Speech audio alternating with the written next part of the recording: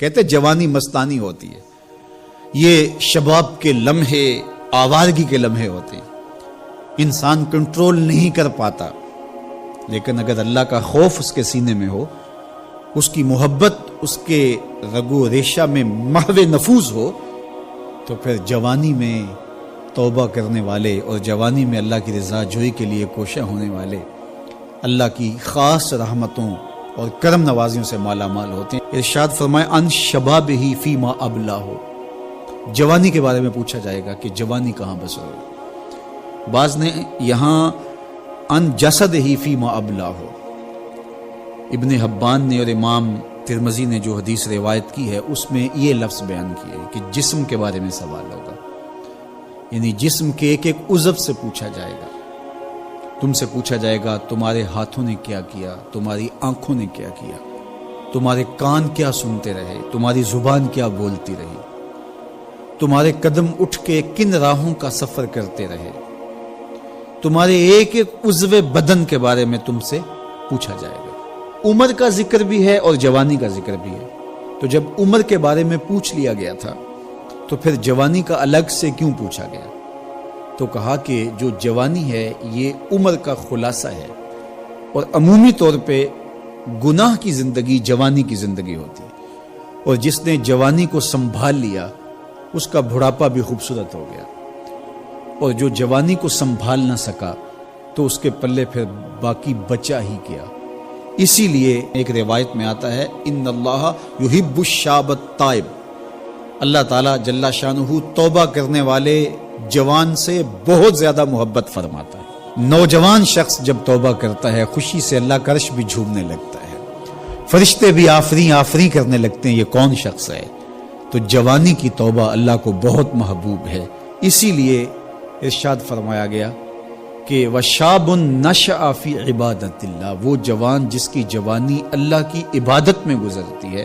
کل قیامت کے دن جب کوئی سایہ نہیں ہوگا اللہ اس جوان کو اپنے عرش کا ٹھنڈا سایہ عطا فرمائے۔ تو جوانی کو سنبھال کے رکھنا، یہ پوچھا جائے گا کہ تو نے جوانی کیسے گزاری۔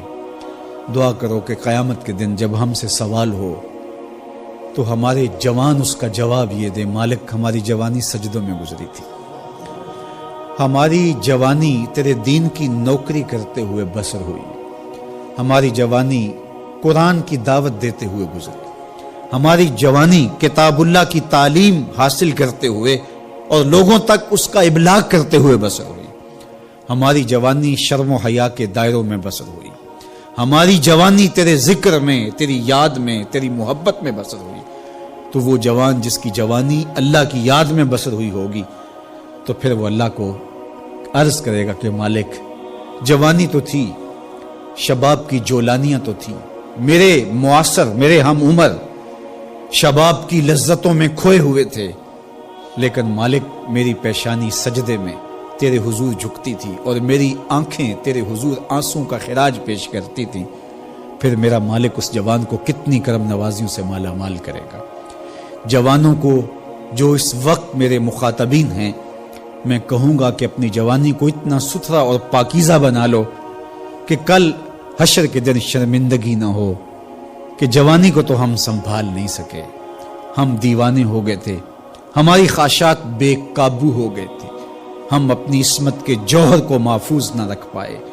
ہماری نظروں سے حیا اور شرم کا جوہر اڑ گیا، اور ہم آوارہ مزاج چوکوں گلیوں بازاروں اور تھڑوں کے اوپر بیٹھ کے جوانی کے قیمتی لمحے ضائع کیے۔ کہیں یہ جواب نہ دینا پڑے بلکہ اللہ کے حضور ہم یہ کہیں کہ مالک جوانی تو تھی، شیطان بھی پوری طرح سے حملہ آور تھا، لیکن ہمیں تیرے محبوب علیہ السلام کے فرامین یاد تھے، اس لیے جوانی تیری محبتوں کے سائے میں بسر ہو۔ دور موجود کے اندر سب سے بڑا فتنہ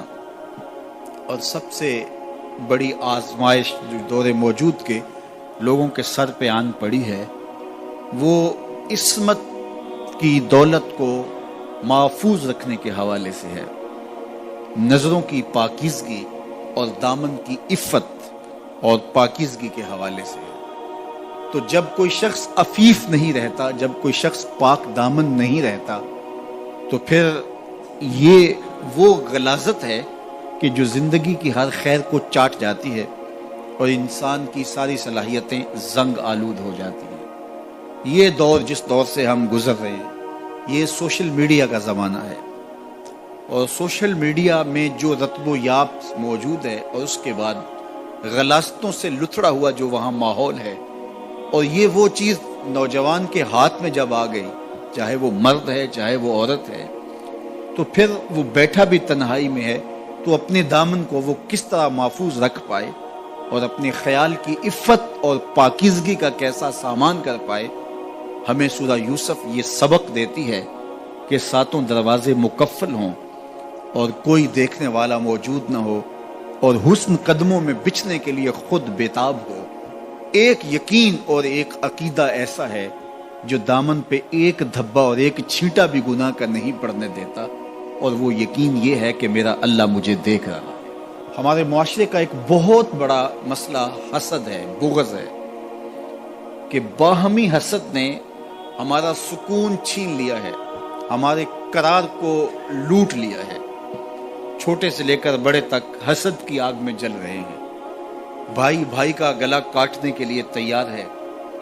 اور قومیں ایک دوسرے کے ساتھ حسد میں مبتلا ہیں۔ علماء کا طبقہ ہو یا فقراء کی جماعت ہو،